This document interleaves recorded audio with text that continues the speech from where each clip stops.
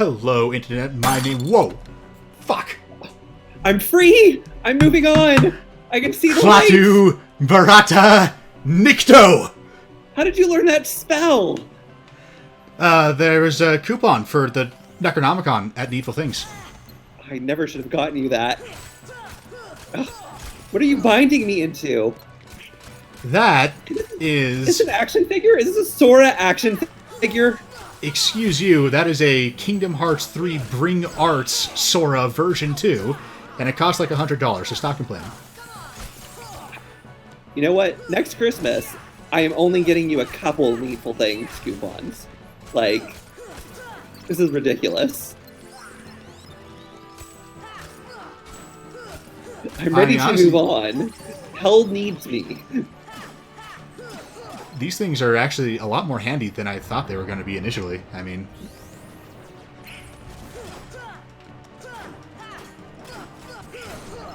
At least I can kind of move the arms on this thing. Which, I mean, it's not articulated at all, so I don't know how you're doing that, but whatever. Like, the main thing is that you are not passing on from this life. Without bringing you with me. Yes, I know. I mean, my plan was to never die. And yet you turned down that phylactery I got you your last birthday. I mean, I felt like that might end up accelerating the dying process. Yeah, I think it's the Oscar Wilde quote where he talks about how he prefers not to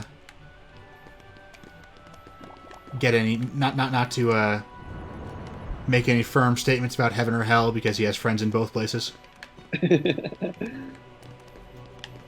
Well, my perspective has always been that most people in both places kind of hate me, so I'm just going to avoid both of them.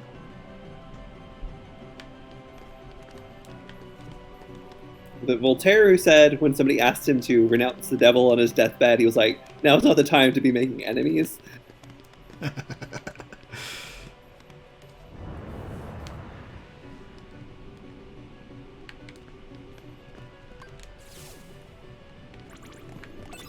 Oscar Wilde's dying words, as I recall, were to criticize the wallpaper in the room.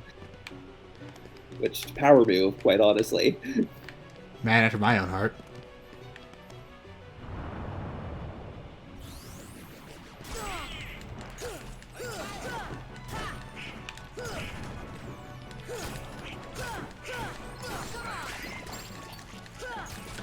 Sort of like, H-Bomber Guy's tombstone is going to have to read Death is Garbage, and here's why.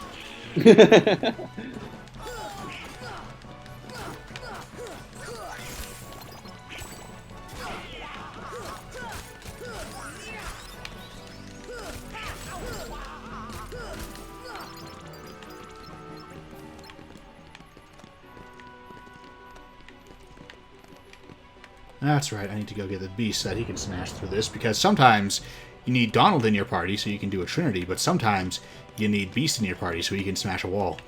And every time Donald helps you with a Trinity, it's something that Beast could have done by himself. Does the game get better? Is the Trinity still a thing in the later games? It is not. Thank goodness. Which, yeah. Because the point of these, especially the Disney worlds, the other Disney characters, not Donald and Goofy, who are always in your party. Right. And it's also...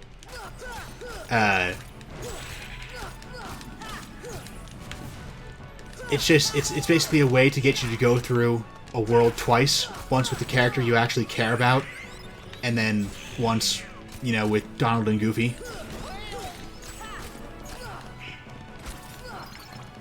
I kind of wonder how a version of Kingdom Hearts with less emphasis on the Squaresoft OCs would be, which I guess was what Epic Mickey was supposed to be, but I don't know that anybody really liked Epic Mickey. Yeah, I mean, my immediate thought was, well, I guess we can say we can safely say that would have been a bad idea then. As ridiculous as Squaresoft's OCs are, they are apparently a vital ingredient. I mean, in fairness, I think think Epic Kingdom Mickey- Hearts. I do think Kingdom Hearts is better off as a vehicle for Square's OCs that uses Disney movies, mainly for that middle section, for that road of trials. Yeah, I kind of like the idea of some sort of. Did that kill you? No, but it sends me to the bottom here. Yeah. I like the idea of like a fairy tale crossover video game. But Yeah. Once Upon a Time was pretty cool. Not always very well executed, and sort of the deeper it got into its seasons, the worse it was. I'm pretty But- sure they only had one season and then they were canceled. There were not more seasons. It's like Glee or American Horror Story. There was only one season.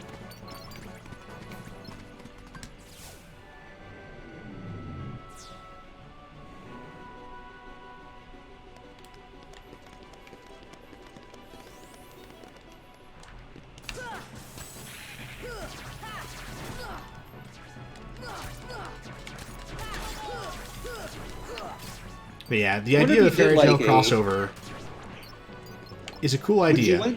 But Would you want your main character to be like from the real world, maybe like in a video game? But I don't know.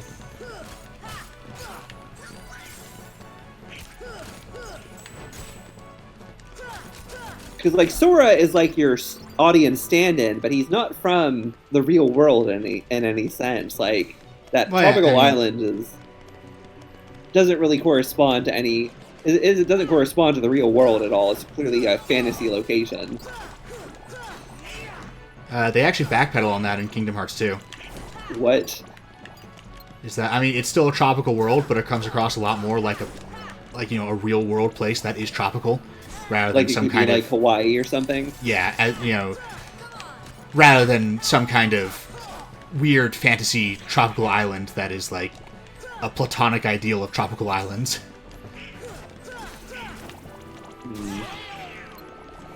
I say they backpedal on it. I definitely get the feeling that this was a dimension of Destiny Islands that they did not originally plan for, but nothing is retconned. It's just we start to see more of it, and it starts to come across as though there is this one specific island, this tiny little island that is, the kids' hangout, and the adults don't go there. But in Kingdom Hearts 1, it very much felt like that was Destiny Islands. Again, we see a bit of Sora in his bedroom on another island, but that island seems like it is more or less the same as the one that he came from. Granted, with a house on it, because he had a bedroom, but still.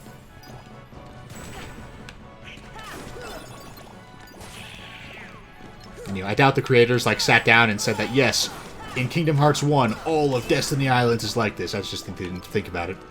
And then in Kingdom Hearts 2, they need to flesh that world out a bit, and it comes across much more, Mundane. yeah. Like in Kingdom Hearts 1, it has an almost Neverland quality to it. Except, if Neverland was full of 12 to 15-year-olds instead of 6 to 12-year-olds.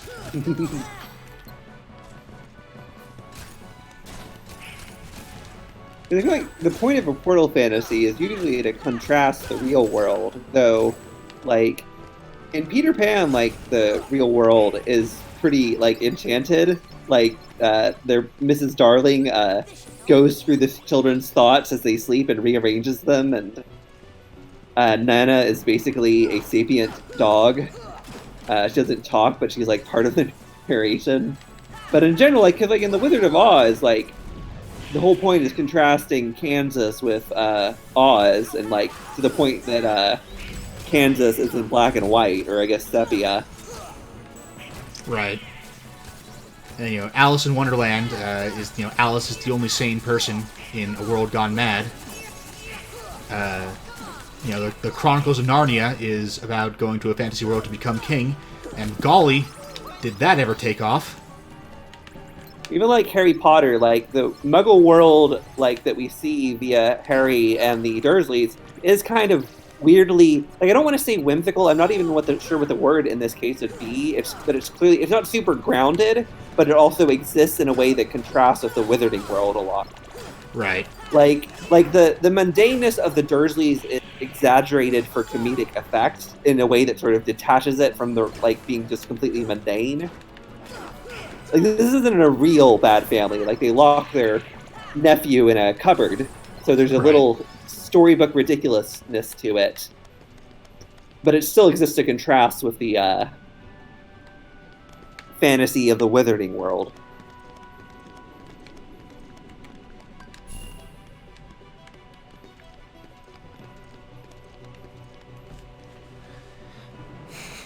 Yeah, and it's also, if you're going to do a fairy tale crossover, I don't think the Kingdom Hearts, like, if that's your pitch, if it's, you know, you're doing a fairy tale crossover and not, here's the story of Sora, Riku, and Kairi, and also we will be using lots of Disney movies as our middle bit.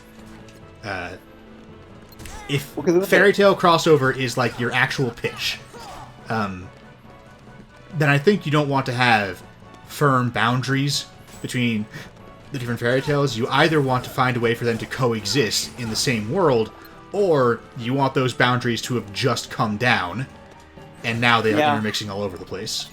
Yeah, like, if you want to do different worlds, there needs to be bigger contrast than just fairy tale. Like, you need to have, like, wildly different, like, you'd have a sci-fi world, you'd have, like, a more Tolkien-esque fantasy world, then you'd have like an Neverland/Wonderland type fantasy world. You want bigger contrast between the worlds than just like fairy tales. Because most fairy tales, like you could honestly put them all in the same world, and it doesn't really eat up conceptual space in any meaningful sense.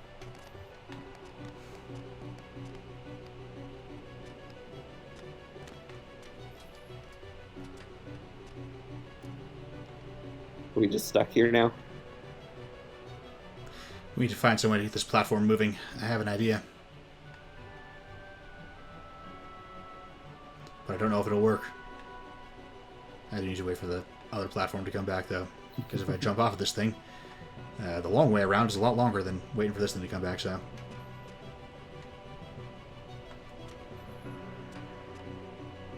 Also, I realize there's a villain missing from Kingdom Hearts. Though I don't know where she would fit in.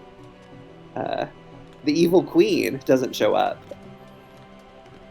She is, I believe, in the Kingdom Hearts prequel, which tends to focus much more on earlier Disney movies.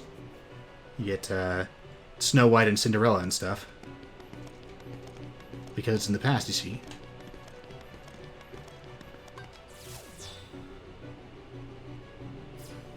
Alright, I think we missed a bunch of optional treasure, but it's fine. We're on the right track. And now, we get what every video game released between 2000 and 2010 was required by law to include. Well, every action game at least, not first-person shooter so much. The elevator sequence. Oh, fun! Yes, where you are on a slow-moving elevator or other kind of platform. This one actually mostly goes horizontally. And as it slowly progresses along, you are attacked by waves of enemies. Fallout New Vegas in one of the expansion packs did this. So yeah, it's because the Federal Video Games Bureau was getting after them for not having one, so they had to add it in an expansion pack. Fallout New Vegas was so good, but most of the expansions were pretty hit or miss. Yeah. I only liked the Big MT, which is good, but the other 2 or 3, I don't even remember, were not so great. New Vegas in general was really good.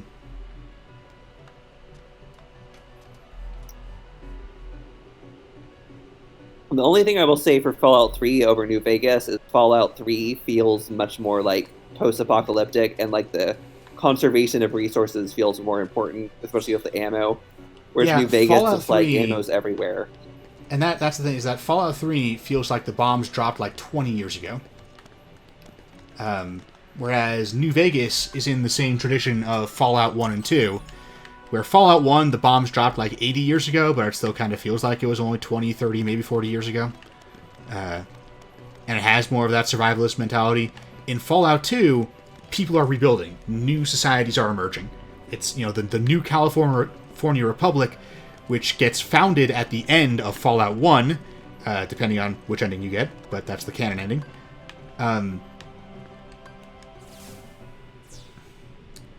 That is now like a major faction in Fallout 2 and in Fallout New Vegas. And Fallout New Vegas is like almost the same era as Fallout 2. I think they're within a couple of years of each other.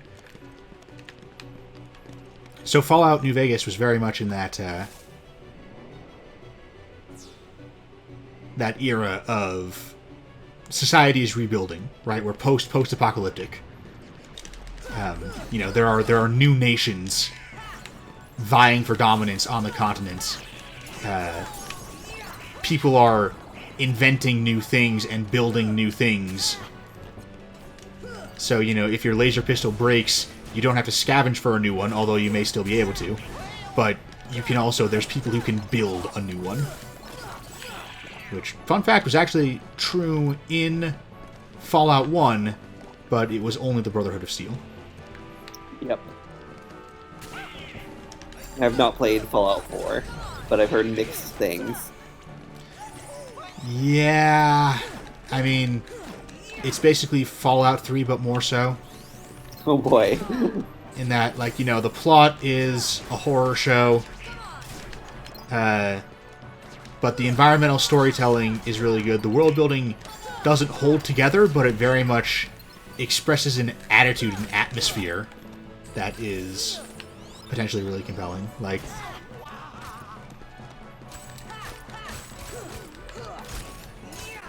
Just like Fallout 3, it is the sort of game where it is fun to ignore the main plot, wander off into the distance, and have your own adventures. And also, just like Fallout 3, you're going to play it until you get bored. You can finish the main story if you want, but, that's the worst part, so why would you?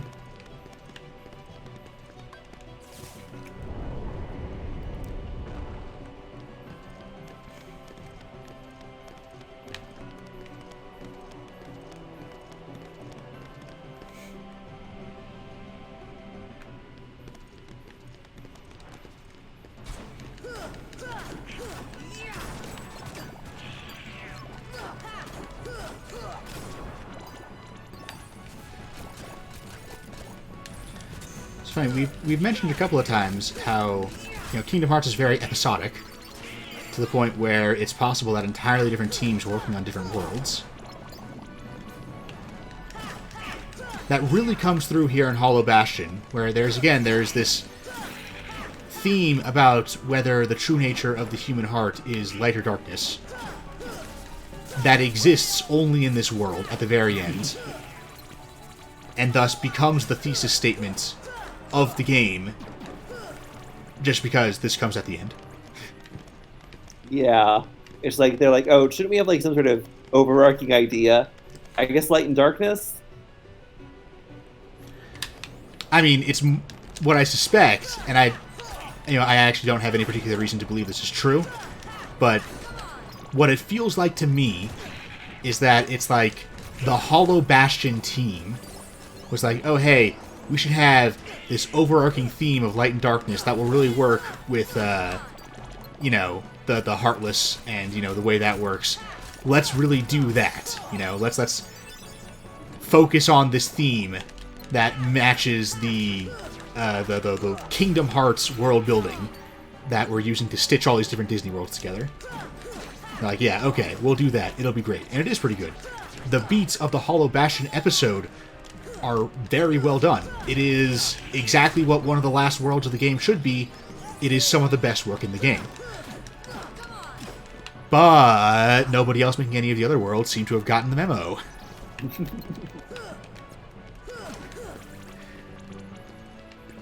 Is that the idea of the Heartless corrupting people or being drawn to corrupt people is occasionally mentioned, but not in a super consequential way. Sorry, what was that? Like Clayton in the Tarzan world. Right. But, that wasn't the theme of the Tarzan world. It was mentioned.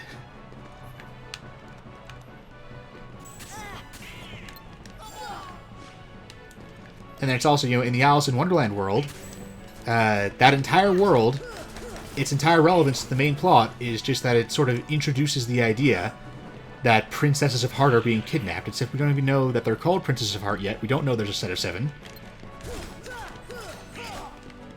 All we know is that Alice got kidnapped. Everything accomplished by that world is accomplished just as well by the Aladdin world.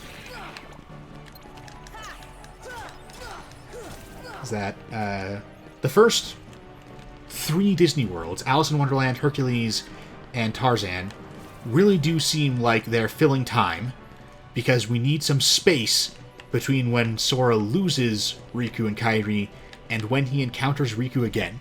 Which is fair. We do need that space. But those worlds do feel like they were kind of slapped together at the end, just because space was needed. Ah, nuts. Dang it. This shouldn't set us back too far. Kingdom Hearts is pretty forgiving with this kind of thing. That is good. Yeah. Like, video games have gotten better over time with that sort of thing. Like, I feel like the whole game over thing is mostly a vestige of when they were designed to eat quarters. Right. And there are, and this is something that I've done with tabletop games a couple of times, especially in Dark Lord, which you can't buy yet because it's still in production. So that was a terrible self-promotion.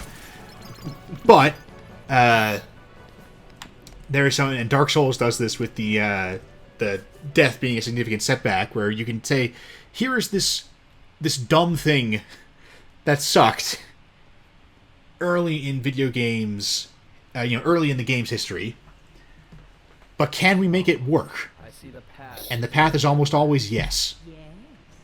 The keyhole to the darkness. Unlock it, and the Heartless will overrun this world. As opposed to what they're doing now. The darkness will no I mean, there's nobody on this world but Heartless, as far as we can tell. Like, it doesn't seem to be anybody's native world. Such confidence. Well, no, it's Kairi's native world, and like her elderly grandma's. In the library, we saw the set where Kairi's flashback was. Right, because Kairi is Maleficent. must be her. Well, no, but Kairi's people, whoever they are, they're not here anymore. Never be able to release Because her power. Kairi is Xehanort. I mean, yes, because everyone is Xehanort. I can't remember, but I'm pretty sure Kairi does get possessed by Xehanort at some point.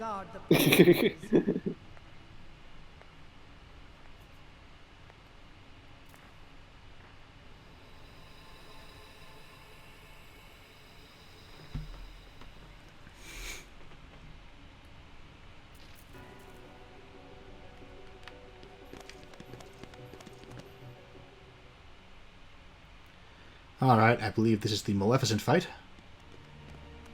Oh, fun.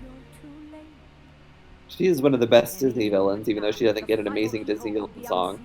It's true, she has basically... I don't remember her having a villain song at all, but she is fantastic. We'll stop it. After coming this far, there's no way we're gonna let that happen.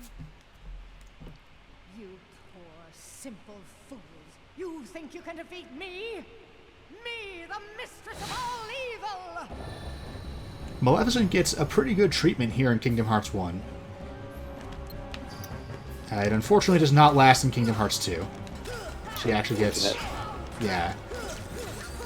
Because, obviously we're about to clobber her to death with a giant key here. And so then, in Kingdom Hearts 2, she is a defeated villain attempting to return to power. But the problem is that she tends to come across as kind of pathetic. Like, what you would want her to do, what they should have done with her, is that she assembles a new Council of Evil. But like, that's sort of like what she is doing during the game, right? Is that like, she shows up on a world, she's trying to recruit a villain to her new Council of Evil. But instead, she just kind of lurks underfoot with her sidekick Pete, who is like a comic relief villain, but is also doing 80% of Maleficent's bidding. So, yeah, it's really not great. Like, characters will occasionally act scared of her, but she has no empire. She does not accomplish very much on her own. She really is an afterthought to Organization 13. The OC villains, there's like still like 7 of them left by that point in the plot, and I assume the starting number was like 270. the starting number is 13. That seems unlikely. I don't believe that. But yeah, you kill a bunch of them in Chain of Memories, a bunch of them kill each other in Chain of Memories, because that is a plot-essential spin-off game for a handheld. Oh, amazing. Yeah, no, that becomes a trend. Most of the Kingdom Hearts games out right now are plot-essential handheld releases, or mobile releases. Kingdom Hearts Coded, actually, was a plot-essential mobile release in an era when very few smartphones in America or Europe, existed. When almost everyone still had dumb phones that could not play games. So the only version of Kingdom Hearts Coded to ever reach American shores, as far as I know, was in one of the compilations they released for the PlayStation 3. And I forget if it's the full game or just a cutscene compilation. Ah, nuts. You were doing pretty well, too. Yeah, I should have been more aggressive with my healing. I worry about wasting mana sometimes, but... Oh, do we get to watch that cutscene again? Yes! Thank goodness. Oh, you have no idea. We're not quite going to get to it this episode. You're too late. Any moment now, the final keyhole will be unsealed. This world will be plunged into... But yeah, no, we are creeping up on the most infamous cutscene. After coming this far.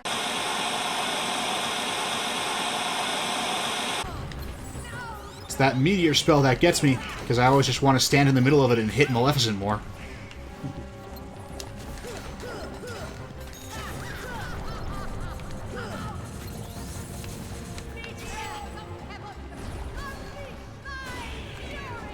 The weird thing is, she has Meteors of Heaven, which, like, she's a Satan analog, so... My guess is that Japan did not realize that translated weird, and, the English translation just did it literally. So what do you think of the Angelina Jolie movie? Did you see it? I did. It was okay. I was disappointed. I mean, I I wanted was her to disappointed, still be a but that villain. was partly because someone had hyped it up for me. Said that she thought I would really like Angelina Jolie's performance, and I was like, well, not especially. But taking it on its own, I do think, like, yeah, that was not bad. I do think, you know, even though it did usher in, the meteors, I've got to pay attention to that tell.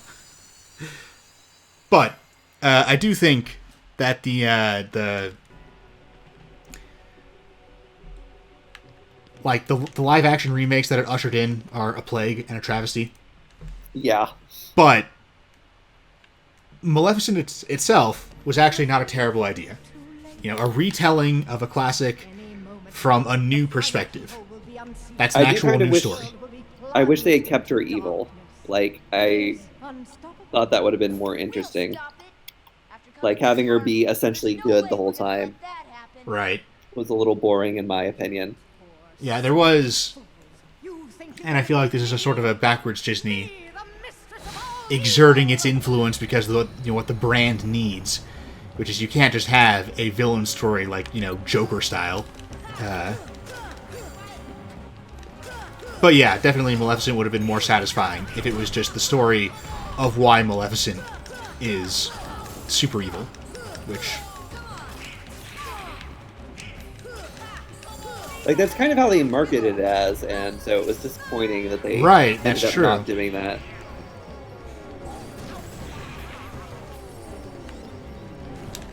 Suicide Squad did the same thing, where, the whole premise is that it's a bunch of bad guys, and yet they are just, for the duration of the film, they're just superheroes.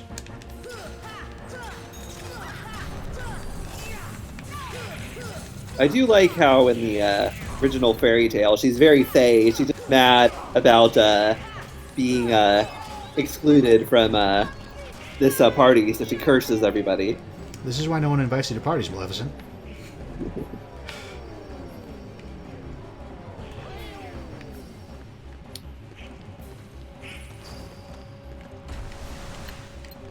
There's a theory that it originated in India because that's where the spinning wheel was invented.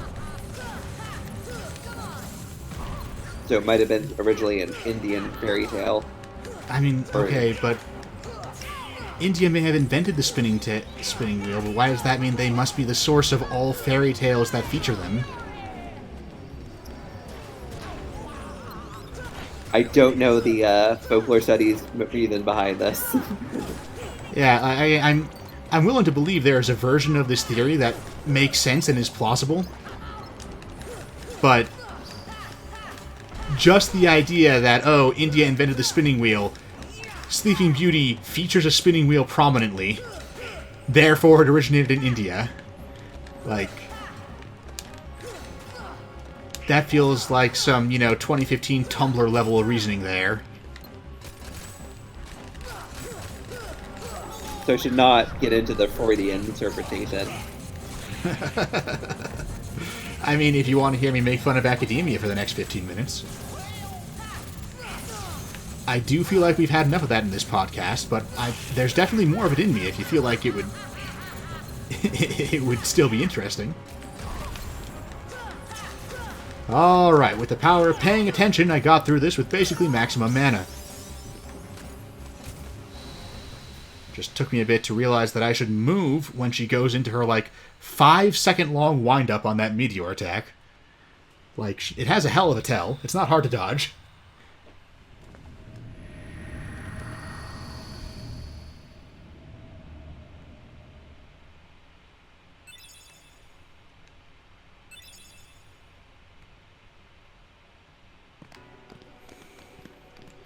Is there a save point? There is.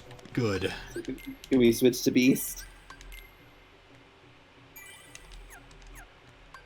Beast still around? He is. Fantastic.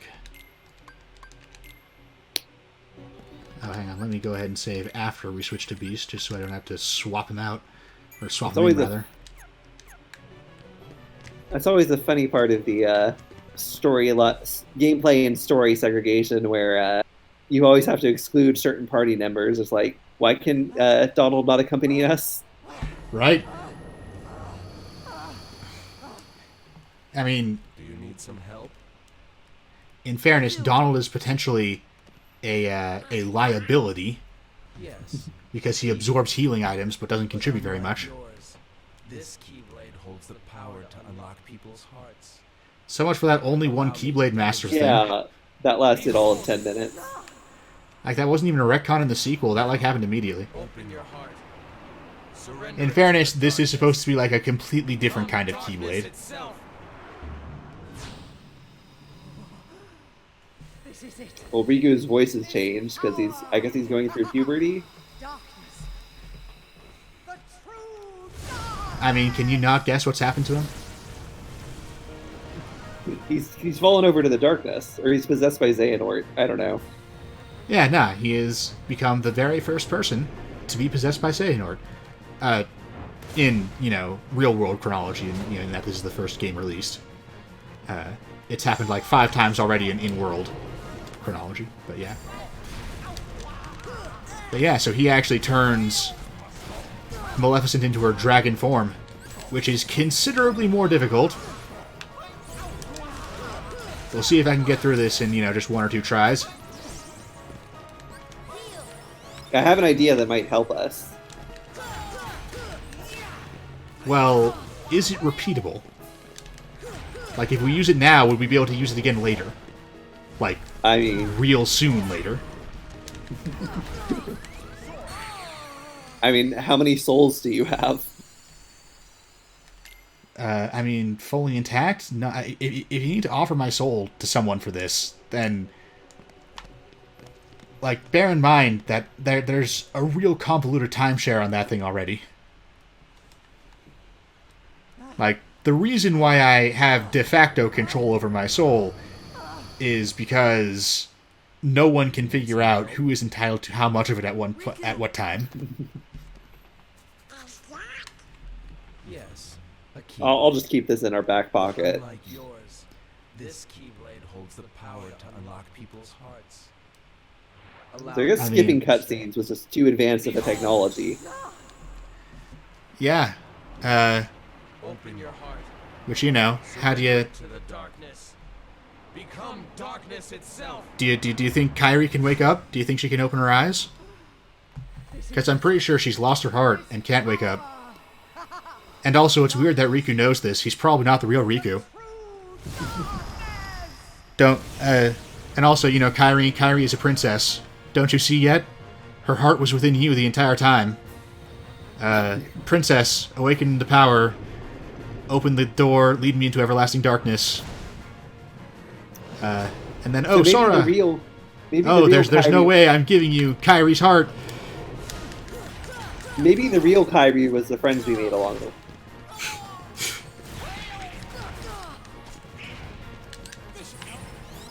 Yeah, I have about half of that cutscene memorized. So, now granted, that is in part because I was bad at video games when I was 12. But, what I'm getting at here is that if we don't want to watch one cutscene 18 times, possibly literally, we may want to hang on to our, Our darkest powers. yeah. All right.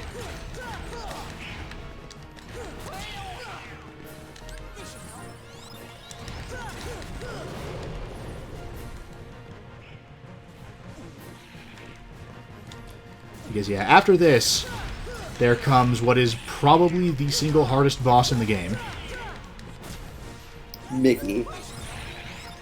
Now, he's the last boss of the game, but he isn't that Okay. one boss. And I mean, you know, I say he's the last boss of the game, but in fairness, you know, there's naturally a bunch of convoluted lore behind that. Come on, come on, come on. Yes. Yeah, I found out, by the way, the ability that allows you to heal without interruption, that has actually been added into the final mix version, which is what I usually play. But since emulating the PlayStation 3 is a bitch, and I have no idea how to screen capture from the one I actually own, so we have to do healing, you know, in between enemy attacks. There is no ability in this version of the game that allows you to basically just turn off the difficulty. And I also need... We're gonna die. I mean, there's a niche somewhere in this room where Maleficent's attack cannot hit you ever. We could go hide there and wait for Donald and Goofy to wake up and slowly chip her away to nothing. I warn you, it takes approximately 45 minutes to an hour. Yeah, that doesn't sound like a riveting viewing.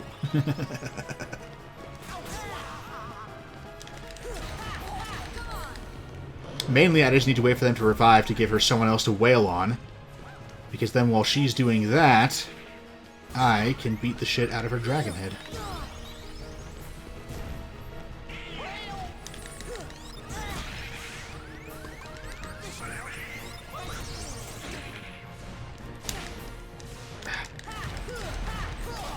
I mean, the good news is we're doing fairly well here. She is more than half dead. And I'm finally managing to build up some mana reserves here.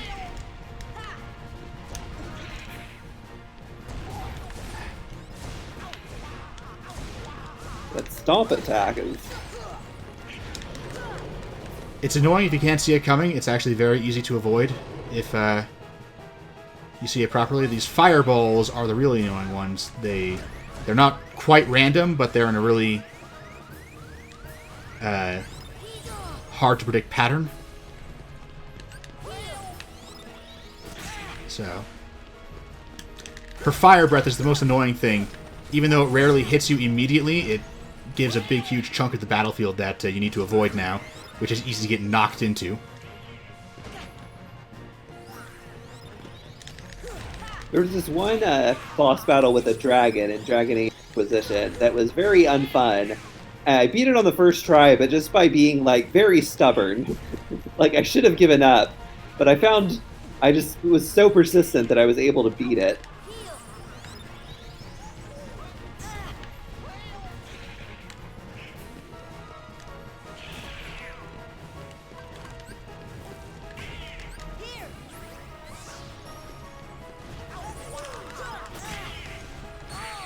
Ah.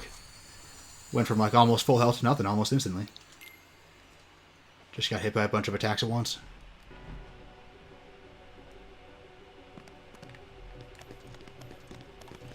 By the way, am I being... Yeah, Donald gets swapped in automatically, doesn't he? Yep. So you can switch to Beast, though. Oh, you Yeah, can't, but then for the can fight you? itself, he'll swap that's out for annoying. Donald. Yeah.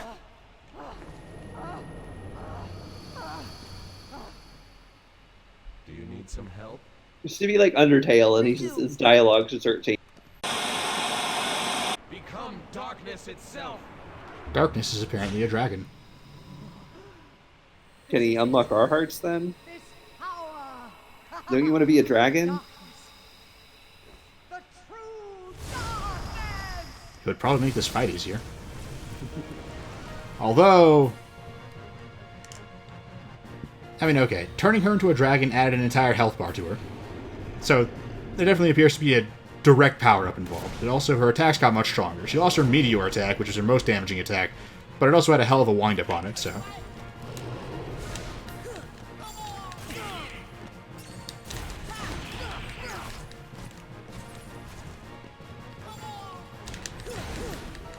My So main concern with originally- being turned into a dragon is that it might make navigation super difficult. Just, you know, being big enough that it is now annoying to move around. So originally, dragons were just big snakes. Over time, they've sort of added all these features. I think Yeah. it's in Herodotus that the dragon he described is a big snake that kills elephants. Which is a large snake, but is not like nearly the size of what we think of as a dragon now. And also, you know, it's just a big snake and doesn't have wings or anything. I don't It doesn't know at have what wings, point doesn't wings have and claws, legs. doesn't breathe fire. I don't know at what point wings and legs get added. I know there's some medieval like images of dragons where they've got like little wings and legs. Yeah, it's definitely... By the end of the Middle Ages, we have firmly gotten the modern image of a dragon more or less set. I think the only major modern innovation since then has been the idea of dragons as having arbitrary magical powers beyond their fire breath and their ability to fly, despite the aerodynamics on that not working out at all. Isn't that a relatively D&D thing anyways? Like I feel like most outside of D&D, Yeah, and even dragons then it's just not very breathe common. fire. And then the other thing is that dragons with breath weapons besides fire, which is, anyway, it's a D&D and derivatives thing, which does mean it's fairly common, but mainly in video games.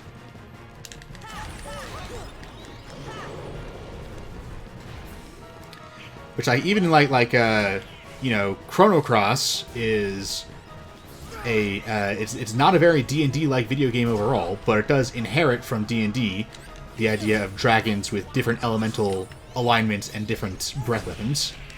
And the inexplicable decision to use Vinky in casting. Yeah.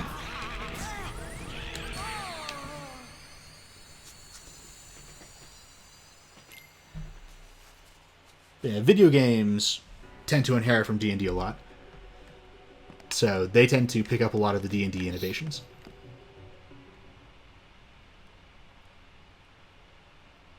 But yes. Maleficent's dragon form is, I think, the first Kingdom Hearts boss that is just difficult on its own. Do you need some help? Yep. I can tell.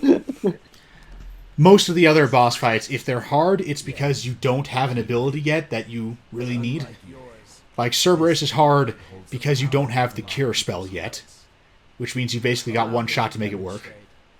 Behold! Uh, Now, open your heart. Surrender. You know what? I have an idea for this battle. I'm going to use it on this battle. And then when we need it on the other battle, I've got a backup idea we can use. So, This is it. This power. I mean, does it require Zorgalax. my soul? Because again, I don't think that's on the table anymore. I've already started the incantation. Zorgalax, he who waits behind us, the insatiable night, Lord of the quiet death, I invoke thee. help us get through this battle, and in return, you can't have Chamomile's soul, because I guess somebody already has that, but you can just have his physical body, and you can do whatever you want with that. In return, all I ask is that you help us beat this video game battle. So does he still get credit if we beat it? Like what? In what form does the assistance come here? I mean, I was never really clear on that end. I feel like we've just received a hard no. I guess he wants your actual soul. I mean, that's how a cost. Much legal work? How much legal red tape do you want to wade through to get this thing? I mean, that's a price I'm willing to pay. Your soul getting torn into bits by various occult entities. Need some help? Riku! So, I mean, if you're ever wondering why I won't let you out of the jar, But unlike yours, this is why. I mean, this keyblade holds the power to unlock the parts. I did get out of the jar. You broke the Allow me jar. to demonstrate. Well, now yeah, it's in I the- mean, so you're in the Sora statue, but you know what I mean. Yeah. All Open right. your heart. Zorgalax, you can have his soul. Render it to the darkness. Become darkness itself. I mean, but it's on Zorgalax to, sort that out with everyone else who has a claim on it. This power. Like, I just want that stated up front. One thing that's become more recent in Dragon designs is they've gotten rid of the front arms a lot and just merged them with the wings. Yeah, give that sort of wyvern look. Which seems to happen a lot with more animalistic dragons. I am honestly okay with it. I kind of like it. Well, and I mean, People get mad and they'll be like, oh, that's a wyvern, not a dragon. I'm like, well, these are made-up creatures, and the wyvern-dragon distinction was made up by Gary Gygax, so... Yeah, and I mean, there's also... I do think, keeping the distinction... the distinction is just useful to be able to talk about dragon morphology. Sort of like how, worm just means dragon, but using it for a legless dragon is both intuitive, because we have the word worm with an O, and it just makes it easier to talk about dragon shapes. Yeah, but you only need that if you're in, a setting where that's a thing, or if you're talking about it as a whole. Because, in Game of Thrones, it's not like, Unlike yours, that's the only dragon shape. blade holds the power Yeah, to yeah, unlock people's like- hearts. Allow me to demonstrate. It can be fine in a specific context, like Game of Thrones. Now, open your heart. I think Skyrim does that as Surrender it well. to the darkness. Become darkness itself. So how are we liking this cutscene on the 5th viewing? Getting better every time? I really wish you would break this action figure so I could move on to the next side and not watch this. I mean, but then I'd be alone with it. You could just stop playing anytime, What? Give up on something? That's true. Our viewers have gotten a little bit about all that led up to this, with the not just Jade Empire, but Arkham Horror, and then before that, did we talk about all the stuff that came before that? I don't think so. I do think I briefly mentioned that Arkham Horror was only one of many iterations of this show, which has just gone through so many different versions as we tried to figure out what we could do with the resources available to us. It's like, okay, what do we got? We have 2 guys, an internet connection, some decent microphones, and several horrific occult entities available to be summoned, for as long as we can keep them satisfied.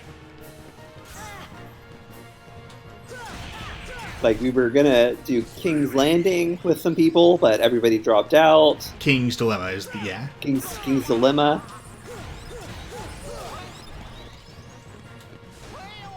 We thought about trying to, make a fiction podcast, but we were never able to hammer anything out. Yeah, the main drawback on that one was, with only 2 actors, it kind of drastically constrained what was available.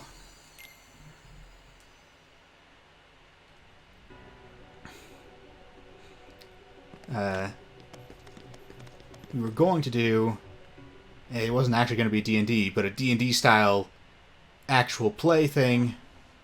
But that one actually got sabotaged by audio issues. Do you need some help? And then Riku, one of the people involved dropped out, and with only 3, there wasn't really enough. Yes, a keyblade. But unlike yours, Like, we started with 5 people, and then we just constantly bled them. to unlock people's hearts. Allow me to demonstrate. In those people's defenses, one of them was in Hong Kong, the person was in Australia, so they were having to get up pretty early. 5th guy has no excuse, though. Darkness. Yeah. Become darkness itself. It's also, you know, justified or not, my primary motivation for making this work is now to, so that they will go the rest of their life knowing that they were almost a part of a famous and ludicrously profitable online presence. Our one viewer is very, very wealthy.